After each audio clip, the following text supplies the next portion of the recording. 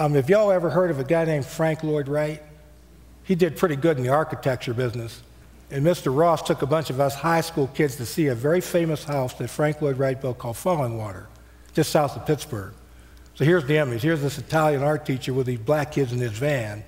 And we go down through the woods, and there's this fabulous house sitting up on a boulder with a creek running right down through the middle of the place.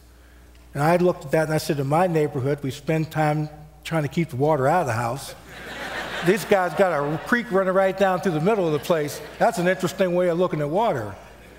The other thing that really fascinated me was the quality of the light that enveloped the house. And I said, if I can get that light into my neighborhood, I'm halfway home. So I committed myself to building a Frank Lloyd Wright building before I left the planet, and I'm going to show it to you because I did. That's the building. It's in the worst neighborhood in Pittsburgh with the highest crime rate, which is exactly where it needed to be built.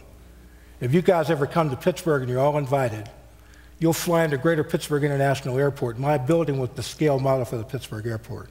So it's very famous. It has a fountain in the courtyard, as you can see. The reason it has a fountain is I always wanted a fountain, and I had the checkbook, so I bought one and put it there. But the concept was, I'm working with all the poor folks, the black people and the welfare mothers and the ex-steel workers. Remember them? Pittsburgh used to make steel. Well, they're really struggling. And the theory is that if you want to work with people who have been left behind by life, you have to look like the solution and not the problem. Wow. So when the welfare mothers and the steel workers come to my center, that's the first thing they see when they walk in the building, because I'm in the attitude business, not just the training business. And people are a function of environment.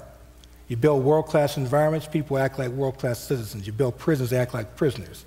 And now that I'm giving speeches all over the place, I got put on the board of the Carnegie Museum.